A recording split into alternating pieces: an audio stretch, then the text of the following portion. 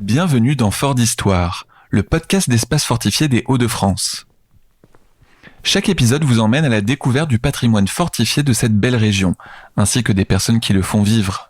Dans cette deuxième saison, partons à la rencontre de membres d'associations engagées dans la valorisation de ce patrimoine en Hauts-de-France. Pour ce deuxième épisode, nous vous emmenons au château de Fressin, aux côtés de 2 membres de l'association du même nom. Les questions ont été préparées et posées par les bénéficiaires du centre socio-culturel de la Lys, à Aire-sur-la-Lys, dans le Pas-de-Calais. Bonne écoute. Alors bonjour à toutes et à tous, je m'appelle Benjamin Vlaminck, je suis le président de l'association du château de Fressin et je suis ravi aujourd'hui de vous recevoir sur le site. Donc c'est un site d'un château féodal du 15e où la famille des sires de Créqui ont vécu, donc il y a plusieurs siècles, et on va essayer aujourd'hui de vous faire partager notre passion. Bonjour, moi c'est François Boucard, je suis dans le conseil d'administration de l'association du château de Fressin et je fais partie des Chevaliers du Créquillet. C'est une association d'escrime médiévale. Depuis combien de temps vous faites partie de l'association ? Alors pour ma part, ça fait 3 ans. Et je suis président depuis avril 2024. Pour ma part, ça fait 1 an, depuis Pâques de l'année dernière. Vous avez parlé d'escrime médiévale, et d'ailleurs vous nous avez montré là 2 magnifiques épées. Vous pouvez nous en dire plus sur la composition de ces 2 modèles, s'il vous plaît ? Alors, il y a un modèle qui ne sert pas à l'escrime, c'est juste un modèle d'apparat, le premier modèle. Sur le second modèle, c'est un modèle qui est fait pour la compétition d'escrime médiévale. On a des tournois réguliers. Cette épée fait 1,2 kg. C'est une épée à 2 mains, donc le pommeau dans une main et elle n'est pas tranchante, bien évidemment. Et la pointe est également arrondie pour éviter de se piquer lorsqu'on fait des pointes. Voilà. Alors, on est plutôt sur des concours régionaux, puisqu'on a des clubs d'Arras, de Boulogne-sur-Mer, de Lille qui viennent. Donc, on est plutôt sur les Hauts-de-France. Dernière question sur ce sujet. N'importe qui peut venir et demander à être formé. Alors, on commence comme écuyer, puisqu'on est les Chevaliers du Créquillet. On commence comme écuyer et puis tout dépend de l'implication de la personne. C'est beaucoup d'entraînement, c'est un peu comme le piano. J'ai envie de dire que si on s'entraîne tous les jours 10 minutes, c'est mieux que si on s'entraîne une fois tous les 2 mois, 1 heure, quoi. Donc tout dépend de l'implication et de l'envie de la personne. Pour ma part, je n'étais pas du tout sportif avant de rentrer dans l'escrime médiéval. Et on a un maître d'armes qui est quand même plutôt pédagogue et l'implication et l'envie font qu'on progresse chaque jour plus. Oyez, oyez, brave chevalier. Nous avons pu voir déjà quelques murs de fortification dehors qui sont merveilleusement jolis, franchement. Je me demandais comment vous faites pour les entretenir, justement, et niveau budgétaire, ce que ça peut coûter. Bonjour damoiselle, merci pour ces éloges. En fait, comme vous avez pu voir, ce sont des vestiges. On parle souvent du château de Fressin, mais là on est plus sur des vestiges puisque il a été volontairement détruit au XVIIIe par Balthazar de Fargue pour éviter que les Pays-Bas espagnols ne s'accaparent en fait le château. Donc là aujourd'hui, ce sont des vestiges. C'est un peu compliqué comme question dans le sens où on fera le tour du château après. Il y a des murs qui sont détruits, il y en a qui sont encore debout. Il faut veiller à la sécurité de tout le monde. Donc il y a des barrières à certains endroits pour éviter justement qu'on ait accès à trop près à des pierres. Mais sinon là c'est plus au niveau de l'entretien, tout ce qui va être espace vert, pour justement que ce ne soit pas envahi. Est-ce que vous pouvez décrire vos fortifications, à quoi elles servaient en soi ? Alors le château de Fressin, donc c'était un logis seigneurial avec un bastion défensif, mais c'était pas un château fort en tant que tel qui avait un but militaire. C'était un logis seigneurial de la famille des Créqui. Petit point supplémentaire, il y a un projet qui est en cours qui s'appelle la cristallisation. En fait, ça va être pour pérenniser les murs, les sécuriser, c'est-à-dire que là, il y a de la végétation et des racines qui sont dans les murs. L'idée, en fait, c'est vraiment de figer pour que ça ne bouge plus et pour éviter les chutes de pierre. Donc là, c'est un projet en cours, mais qui coûte très cher. Donc il y a des études sanitaires qui ont été faites pour justement sécuriser le site et qu'il ne se dégrade pas plus qu'il ne l'est actuellement. Voilà, donc il y a des subventions, des choses qui sont en cours, mais c'est vraiment un projet très important pour justement pérenniser le site. Alors dans l'association du Château de Fressin, nous nous occupons des manifestations et des événements qui se passent dans le château. La communauté de communes, elle, gère tout ce qui est espace vert et l'office du tourisme gère les lieux, c'est-à-dire les visites du musée, les visites et notamment du mini-golf, du nouveau mini-golf qui vient d'entrer dans le château. Voilà. Dans l'association du Château de Fressin, on est 80 membres. Alors, pas tous actifs, hein. Il y a des membres bienfaisants qui sont membres uniquement pour donner un peu d'argent, etc. On doit être une 50aine actifs. On fait pas mal d'événements dans l'année, notamment les légendes maudites qui sont en cours pour octobre 2025. C'est un son et lumière où on a repris une partie des personnages et de l'histoire du château, romancée bien évidemment, pour la rendre terrifiante. Donc ce sera le soir et ce sera interdit aux moins de 12 ans. Il y a également en septembre les Journées européennes du patrimoine, date très importante. Là, je pense que le château, il n'y a pas mieux pour faire la promotion du patrimoine et de l'histoire en général. Je voulais vous parler aussi de petites bébêtes qui nous aident à entretenir le château, puisqu'on travaille avec, en partenariat, la chèvrerie de la Planquette, qui se trouve à peu près à 1,5 km.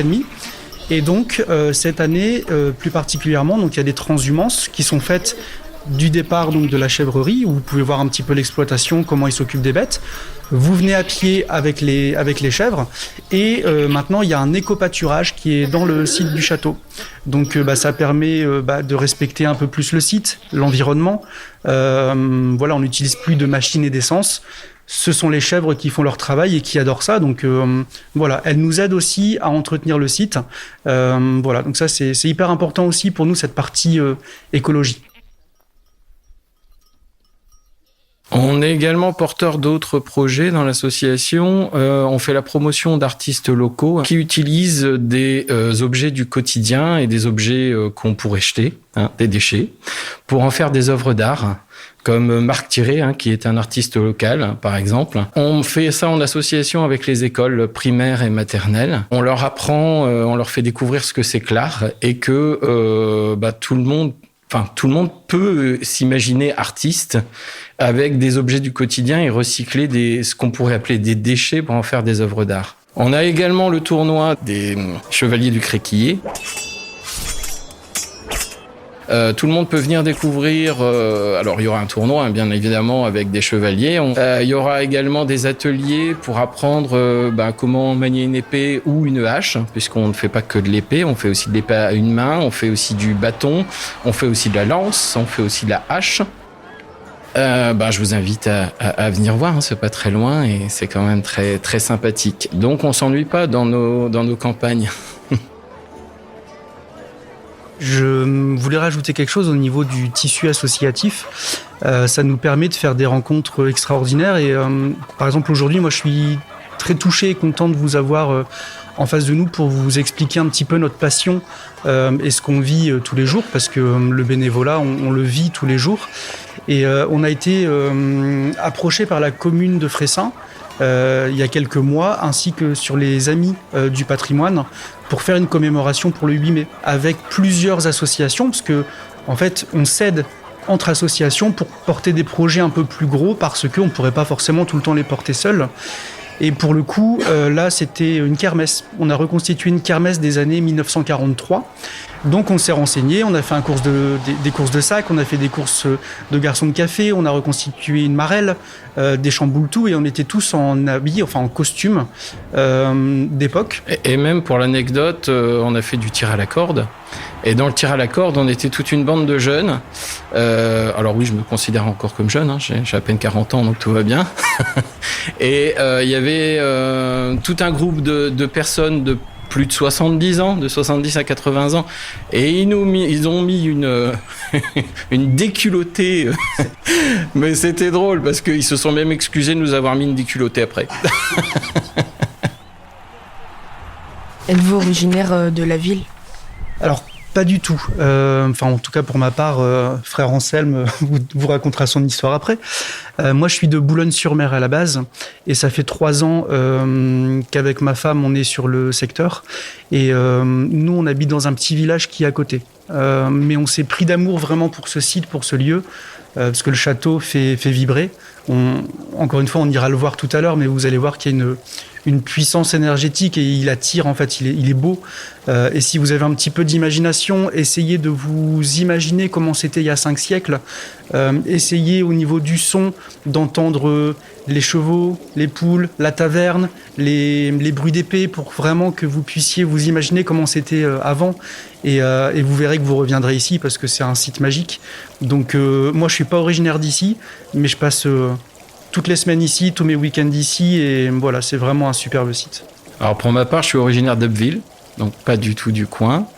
Donc pareil, j'habite une commune qui n'est pas Fressin non plus, pas très loin, c'est Ambry, une petite commune. Et je me suis pris d'affection également et pour la campagne et pour son rythme de vie. Hein, et pour le château avec son ambiance, avec aussi ses bénévoles, hein, parce que c'est aussi les bénévoles du château qui font l'ambiance du château, même s'il y a les pierres, même s'il y a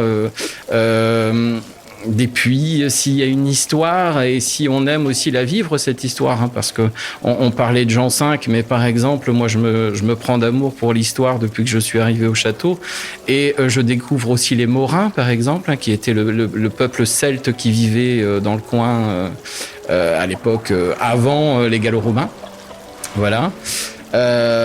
Et pour les Mérovingiens aussi, hein, le peuple franc.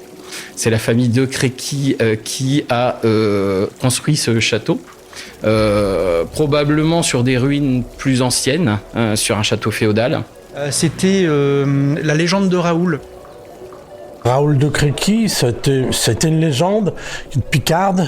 Raoul, c'est un chevalier qui dépendait des rois de France, qui partait en croisade, qui était revenu prisonnier, tout ça, mais c'était un petit peu inspiré de Jean V de Créqui. Quand il a fait bâtir ce château-là, Jean V de Créqui, il était duc et chambellan de Philippe le Bon.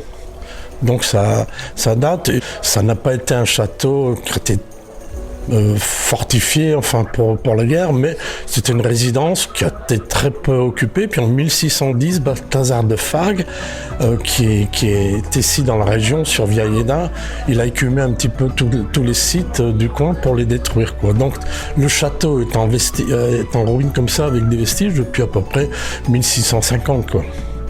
Et puis depuis, il est resté comme ça dans l'état et voilà. Et nous ici à Fressin, on avait fait donc cette fameuse mise en scène, en son-lumière, le spectacle Raoul de Créqui, la légende de Raoul de Créqui. Donc ça raconte un peu son histoire. Et du coup là, c'est l'un des sons et lumières qui avait lieu il y a plusieurs décennies. Et ça refait un petit peu imaginer la vie au château. Hein, et on a quand même la chance d'avoir un office du tourisme qui est gestionnaire du site, qui est ouvert à toutes nos propositions. C'est quand même une grande chance qu'on puisse travailler en partenariat avec ceci, quoi. Voilà. Il y a un président de l'OT qui est formidable et qui dit oui à toutes nos folies et à toutes nos demandes. Donc on a quand même beaucoup de chance à ce niveau-là. Et une communauté de communes, donc la communauté de communes du Haut-Pays du Montreuilois, qui elle aussi est derrière nous, puisqu'on les sollicite. Alors l'association n'a pas la gestion du site en tant que tel, mais on fait les animations. mais on sollicite également donc la communauté de communes pour des subventions pour pouvoir réussir à mettre en place nos folies. On a même eu une participation financière aussi cette année pour les légendes maudites, pour le FDVA, Fonds de développement de la vie associative. Et on a eu la chance que notre député, Monsieur Fay, nous ait téléphoné directement pour nous annoncer la bonne nouvelle, puisqu'il est aussi responsable directeur de cette commission. On était vraiment très heureux qui se joignent à notre effort financièrement et d'ailleurs il est toujours présent aux événements qu'on crée, et que ce soit les élus, que ce soit l'Office du tourisme, que ce soit la population, la commune de Fressin aussi, qui nous suit aussi dans toutes nos aventures, puisqu'elle est propriétaire du site. Elle nous le laisse gracieusement pour y faire nos événements.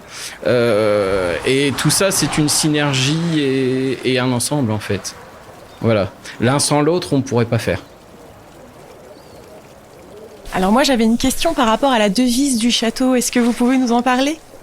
Oui, alors c'était un prunellier sauvage, comme on le disait, avec des petites épines. Et je ne sais pas si vous connaissez l'expression « nul ne s'y frotte, qui s'y frotte s'y pique », c'est d'ici. Puisqu'en gros, l'idée c'était que si on se frotte au prunellier sauvage qui a les épines, on s'y pique. Et comme c'était l'emblème de la famille des sires de Créqui, en gros ça voulait dire nous embêtez pas, nous approchez pas parce que sinon ça va mal se passer. Et ça on le sait pas forcément. Et c'est quelque chose qui est connu, j'imagine nationalement, que tout le monde utilise sans savoir qu'en fait c'est ici et c'est à côté de chez vous. Donc le fait de venir aujourd'hui, ça vous permet d'apprendre des choses sur le territoire, sur l'histoire, et ça sert à ça aussi. Et c'est d'ailleurs la devise de la famille de Créqui, qui a participé à la bataille d'Azincourt, pour ceux que ça peut parler. Azincourt, c'est à une dizaine de kilomètres de Fressin, c'est pas très loin. 1415, bataille où les Français se sont pris une grosse déculottée à l'époque. Par les Anglais. Tout à fait. Les Anglois. Mais à l'époque, nous étions sous l'influence des Bourguignons et pas des Français ici. On parle d'association, mais je pense qu'il faut aussi saluer le travail des espaces fortifiés parce que grâce à eux, ils vous font découvrir des sites. Et là, vous allez en voir quelques-uns. Vous allez pouvoir échanger avec d'autres membres associatifs. Et comme j'expliquais, c'est un lien. Et c'est un travail qui est extraordinaire pour faire découvrir justement le patrimoine, la culture, les pierres. Et c'est le bonheur de découvrir que dans la région de France et dans le Pas-de-Calais, on n'a rien à envier sur l'histoire aux autres, en fait. On est riche d'histoire, on est riche de notre population.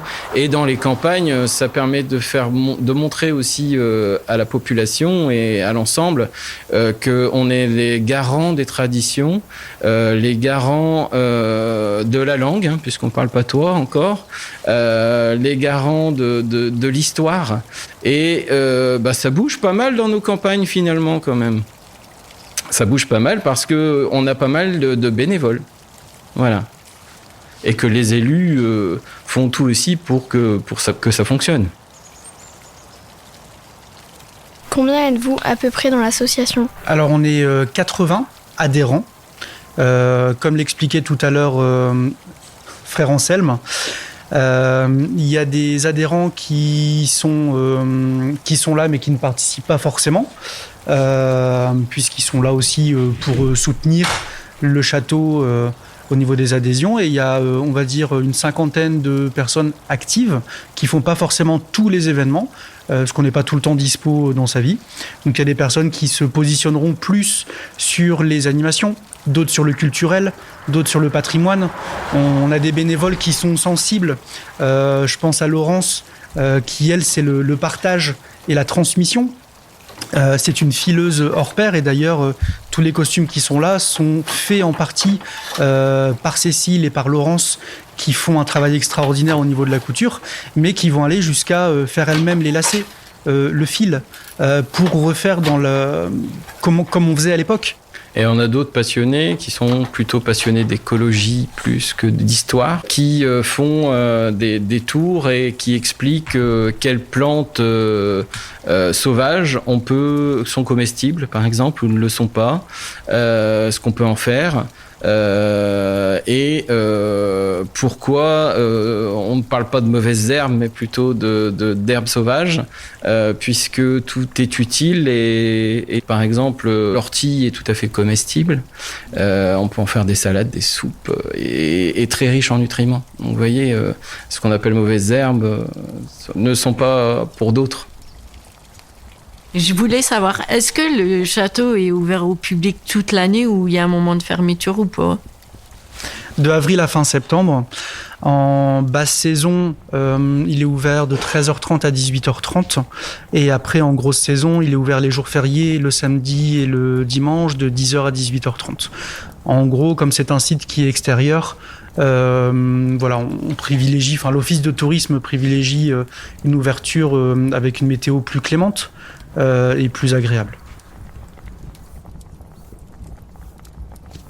Donc les Légendes Maudites, c'est un spectacle qui a été créé de A à Z par les bénévoles. On a eu l'idée parce qu'en fait on fait Halloween pour les enfants. Ça fait 3 fois et on avait envie de faire un spectacle pour les adultes, mais qui soit pas réducteur comme Halloween. On voulait un vrai spectacle. Et du coup, on a créé ça. On est dessus depuis septembre dernier. On a fait un petit groupe de travail. On était une petite dizaine au début. Et on a créé, autour de personnages qui ont vraiment existé dans le château. Et en fait, ce sont les figurants qui vont emmener une trentaine de spectateurs à travers le site pour découvrir le site, puisqu'on est là aussi pour faire découvrir le patrimoine et l'histoire du château. Mais il y aura 7 scènes différentes, 7 tableaux avec 7 dialogues différents et on racontera la légende maudite du château de Fressin avec ses malédictions. Et si vous voulez savoir la suite, je vous invite à venir les 10, 11, 17 et 18 octobre 2025. On pourra trouver les informations ou la billetterie à quel endroit ? Alors ce sera directement sur le site du château, sur le Facebook, et on mettra dans la boucle les espaces fortifiés pour avoir toutes les infos. Merci à vous. Merci à vous.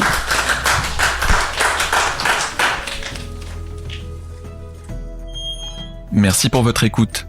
Si cet épisode vous a plu, nous vous encourageons à lui donner 5 étoiles sur votre application de podcast, le commenter et le partager autour de vous. Pour plus d'informations sur le château de Fressin et son association, rendez-vous sur leur page Facebook et le site de l'Office du tourisme au Pays d'Opale. De notre côté, rendez-vous au prochain épisode dédié à l'association des Amis de Bouchain et de son musée. Les journées des espaces fortifiés ont lieu chaque année le dernier week-end d'avril dans toute la région Hauts-de-France et sont un moment privilégié pour découvrir ces lieux uniques et remplis d'histoire. Cet épisode a été financé par le département du Nord et l'association des espaces fortifiés, la région Hauts-de-France, les départements du Pas-de-Calais et de la Somme, ainsi que le ministère de l'Éducation nationale et de la Jeunesse. Il a été réalisé avec la collaboration du Studio Flamboyance, du Centre socio-culturel de la Lys et de l'association du Château de Fressin.